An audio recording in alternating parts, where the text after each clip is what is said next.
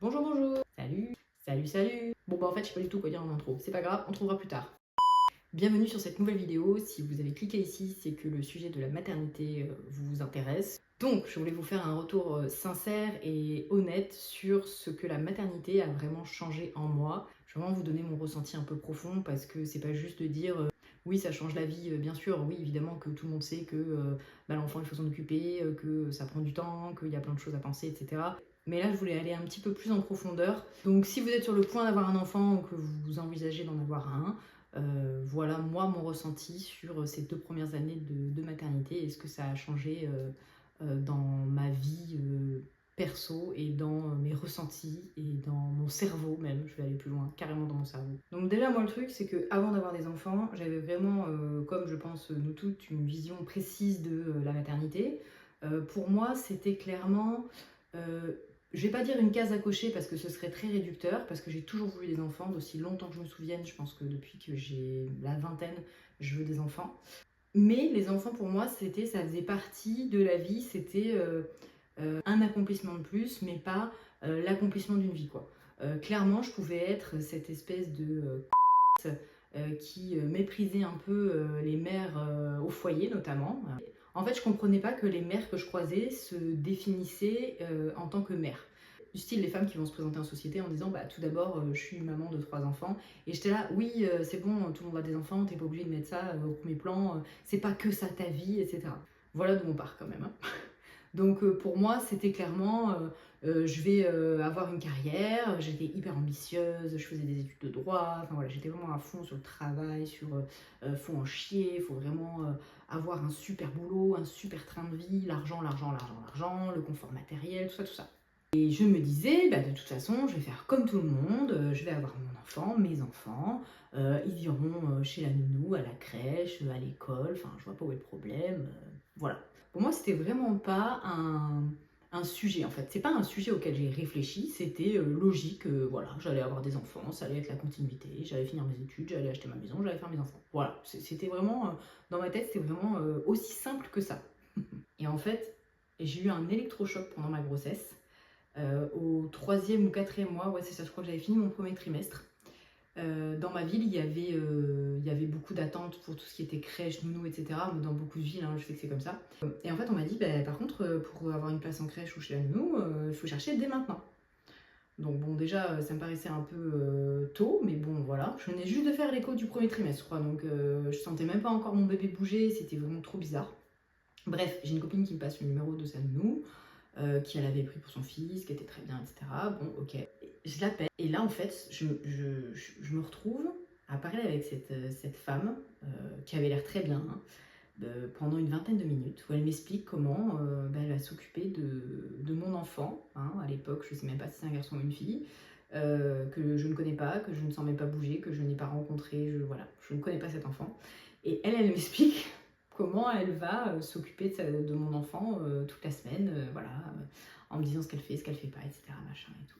Et à un moment donné, mon cerveau il déconnecte de la conversation et je me dis mais comment c'est possible en fait que je sois déjà en train de réfléchir à comment je vais laisser mon bébé et à qui je vais laisser mon bébé alors qu'il est même pas arrivé sur cette terre. Enfin, je sais pas comment vous expliquer, mais ça m'a fait, enfin, je pense que les mamans, s'il y a des mamans qui regardent cette vidéo, elles me comprendront, enfin, elles verront ce que je veux dire, mais ça m'a fait un espèce de choc. En fait, je me suis dit, mais ça sert à quoi que je mette cet enfant au monde si dès les premières semaines, les premiers mois, c'est pas moi qui passe le plus clair de mon temps avec lui. Voilà. Et là, ça a été le début où je me suis rendu compte que les plans que j'avais prévus pour mon travail, pour ma vie de femme, etc., ça allait pas du tout se passer comme ça. Vraiment, du coup, là, je me suis dit, oh waouh, il va falloir que je réfléchisse à autre chose parce que clairement, ça va pas le faire. Donc ça, c'est le premier électrochoc que j'ai eu. Le deuxième pour moi, ça a été vraiment à l'accouchement. Quelques heures après l'accouchement, je dirais la première nuit, où d'un coup, je me suis sentie submergée. J'ai ressenti beaucoup d'amour pour mon fils, vraiment. Il y a des femmes qui disent qu'elles ne le ressentent pas, que ça vient pas tout de suite, etc. Moi, vraiment, ça m'a fait ça. Je me suis dit, oh waouh, c'est un truc de fou, c'est vraiment... Heureusement que j'ai vécu ça. Enfin, voilà, vraiment, j'avais énormément de gratitude d'avoir ce bébé. Je me sentais vraiment bien. Enfin, vraiment, c'était incroyable. mais quelques heures après, c'est comme s'il y avait 2 enclumes qui s'étaient posées sur mes épaules. Je l'avais dans les bras et je me suis rendu compte que ça allait être une énorme charge mentale, enfin un poids mental d'avoir un enfant et de l'élever. Alors je sais qu'il y en a qui vont dire oui, tu t'attendais à quoi? Un enfant c'est une responsabilité. Ouais, je sais, tout le monde sait ça. Mais encore une fois, tant qu'on l'a pas vécu, je pense qu'on ne peut pas imaginer ce qu'on va ressentir. On sait ce que c'est la responsabilité, etc. On s'imagine, on n'est pas bête. Hein. Mais ce que ça fait réellement à l'intérieur, ça, je suis désolée, mais tant qu'on l'a pas vécu, on ne peut pas savoir. Et du coup, je me suis sentie d'un coup oppressée. Vraiment, ça m'a saisie. Je me suis dit, oh purée. Mais en une fraction de seconde, hein, je me suis dit, mais qu'est-ce que j'ai fait? Pas qu'est-ce que j'ai fait dans le sens je regrette mon enfant ou quoi, mais d'un coup, je me suis dit, mais est-ce que tu vas être capable de gérer ça, là, cette pression, cette inquiétude que tu vas avoir pour ton enfant, tout ce que ça implique de réfléchir pour élever un enfant et faire en sorte qu'il se sente bien, qu'il grandisse correctement, vraiment. Est-ce que tu vas supporter ce poids-là, quoi? Bah, la réponse est oui, puisque je n'ai pas le choix, mais je veux dire que ça m'a fait ça pendant peut-être 1 heure, j'ai un peu badé. Je me suis dit, oh purée, ça va être vraiment dur. Et ça a été dur. Franchement, moi j'ai trouvé les premières semaines hyper dures. Bon, déjà j'ai eu un accouchement assez violent, du coup physiquement j'ai eu du mal à me remettre. Donc déjà ça c'était pas évident. Pareil, l'allaitement, j'ai galéré à le mettre en place. Bref, ça c'est un autre sujet, mais ça s'est pas fait comme je voulais et du coup c'était compliqué. Et mon mari est resté avec moi presque 1 mois, je crois, peut-être 6 semaines, quelque chose comme ça. Donc là c'était hyper bien. Mais quand il est parti, enfin, retravailler du coup, là, troisième choc émotionnel, électrochoc, je sais pas comment je pourrais appeler ça. Là, ça a été, ouais, là, ça a été hyper dur. Parce que d'un coup, tu te retrouves seule avec ton enfant, ton tout petit bébé. Et vraiment, vraiment, ça c'est dur. J'ai trouvé ça dur parce que les journées sont très longues.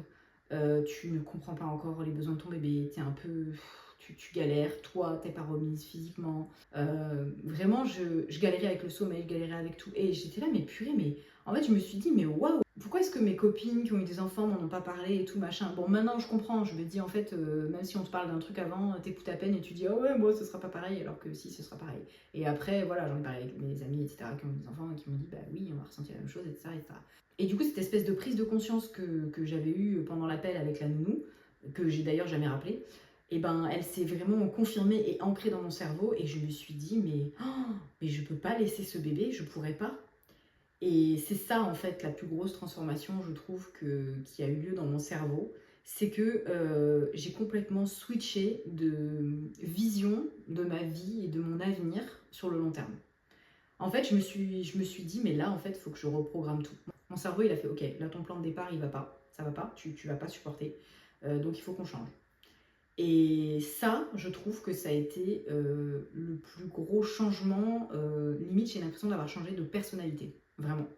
Je sais pas s'il y a des mamans qui vont me regarder, mais si c'est le cas, dites-moi en commentaire si vous avez ressenti ça, si vraiment ça vous a changé. Alors, je sais que ça change toutes les femmes, mais je veux dire, dites-moi à quel point ça vous a changé. Dites-le moi en commentaire. Et il y a un truc du coup que j'ai appris, que j'avais beaucoup de mal à faire, c'est arrêter de courir partout, arrêter d'aller vite sur tout, arrêter de tout expédier en 2 secondes et prendre le temps. Vraiment, je trouve qu'un enfant, ça vous apprend, c'est au-delà de la patience, ça apprend la lenteur en fait.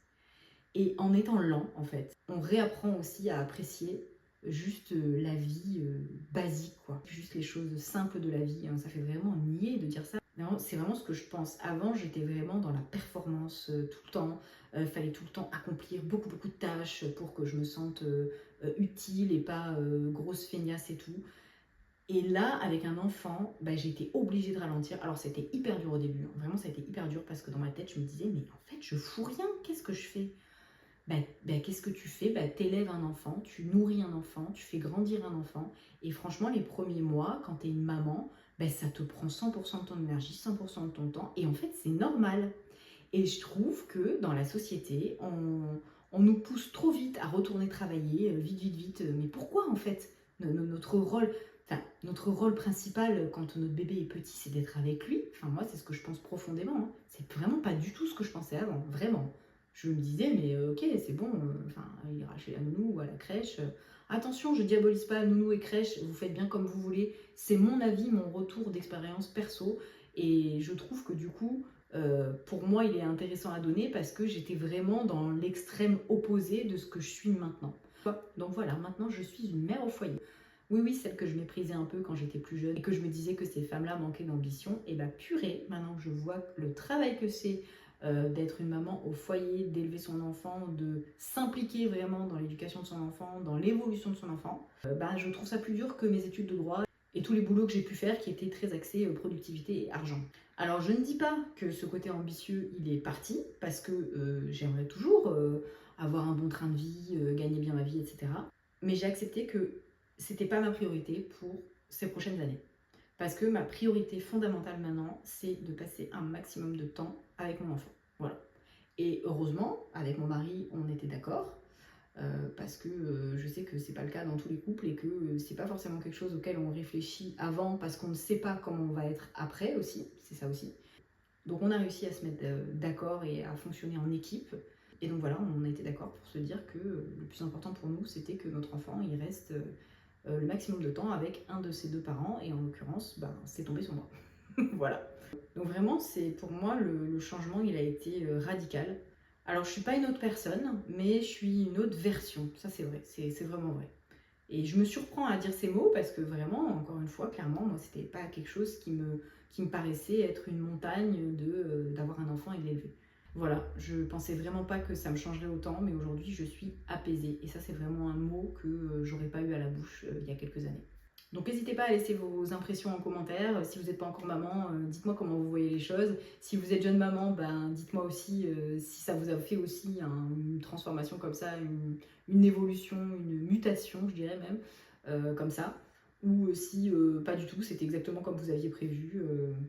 Voilà, j'ai hâte de vous lire en commentaire. Merci d'avoir regardé jusqu'au bout. N'hésitez pas à vous abonner pour la suite des vidéos et à me suivre sur les réseaux sociaux. Je vous dis à très bientôt.